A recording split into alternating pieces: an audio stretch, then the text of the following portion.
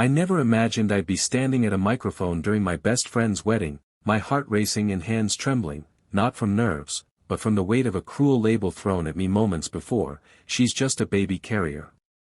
That sentence, careless and cutting, came from Daniel, my former best friend's ex-husband, the man I once helped build a family by offering my body, my time, and my heart. My name is Rachel, and what was supposed to be a day of love and celebration became the moment I reclaimed my voice, not just for me, but for every woman who's ever been reduced to something less than she is. It began 3 years ago, when Allison and Daniel were in the middle of another failed round of IVF.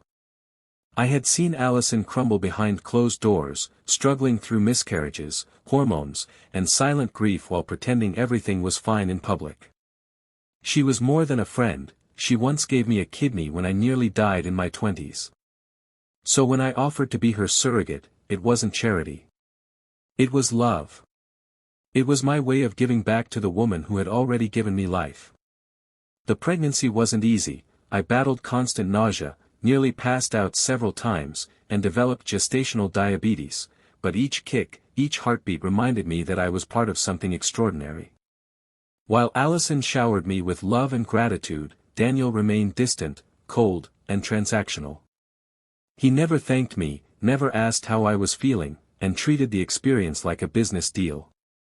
Still, I kept going, focused on the goal, helping my best friend become a mother. Grace was born on a rainy Thursday night after 16 long hours of labor, and I remember the exact moment Allison held her in her arms, whispering, "You're here," over and over, her tears soaking the baby blanket. I left the hospital sore and alone, without flowers, without a thank you dinner, just silence. Then came the divorce. Daniel grew more controlling after Grace was born, and Allison eventually found the strength to walk away. She moved in with her parents, started therapy, rebuilt her life, and 2 years later, met Michael, a gentle, kind man who loved her and Grace with his whole heart. They fell in love, and when they invited me to their wedding, I was honored. I arrived in a simple green dress, with Grace, now a joyful 2-year-old, clutching my hand. The ceremony was beautiful, filled with laughter, music, and warmth, until I heard Daniel's voice near the bar. He wasn't invited, but he showed up anyway as someone's plus one, and when someone asked who I was, he laughed and said, "That's Rachel, just the baby carrier." Just the baby carrier. It hit like a punch. I turned away so no one would see the tears forming in my eyes. I looked at Grace, who was spinning in her little white dress, laughing at the bubbles floating through the air, and I realized something: I had been silent too long. I had accepted invisibility too long. And now, standing in that beautiful hall under a canopy of fairy lights, I walked up to the DJ and asked for the mic. When the music faded and the room hushed, I began. "I wasn't planning to speak tonight," I said, my voice shaky, but something was said about me that made me realize silence can sometimes be mistaken for weakness. "I want to clarify something. A few years ago, I made a decision that changed my life. I carried a child, not mine, but my best friend's, because I love her. Because she once saved me, and I wanted to give something back that couldn't be measured. I faced risks, pain, judgment, and loneliness so that she could become a mother. And tonight, someone decided to reduce all of that to 5 words, just the baby carrier."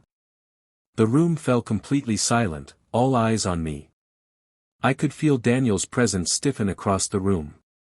"Let me tell you what that really means," I continued, finding strength in every word. "It means I chose compassion over comfort.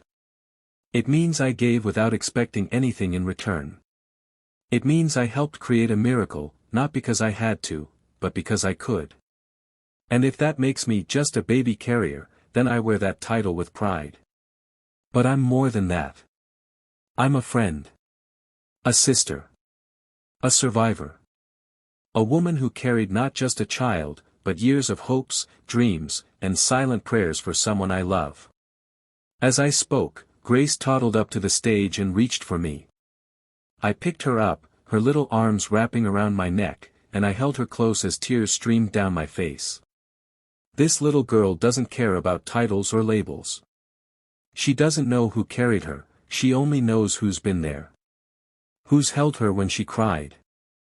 Who's read her stories, danced with her in the kitchen, and loved her completely. That is motherhood, too. That is love. The applause started slowly, then roared through the room. Allison was in tears, holding Michael's hand, and people I didn't even know came up to hug me afterward. One older woman said, "My daughter's going through surrogacy. She needed to hear this." A young man told me, "I didn't understand what my sister went through until now." The photographer pulled me aside and asked to take a photo of me and Grace under the garden lights, saying, "This is what love looks like."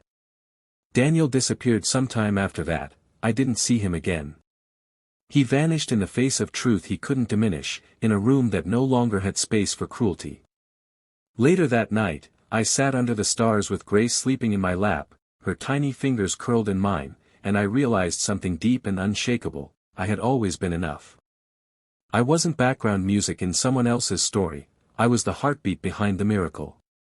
That night, I took the mic not to shame someone else, but to reclaim myself, to stand for every woman who gives quietly, who sacrifices silently, who loves without expectation. I am not just a baby carrier. I am a giver of life, a builder of families, a warrior of grace.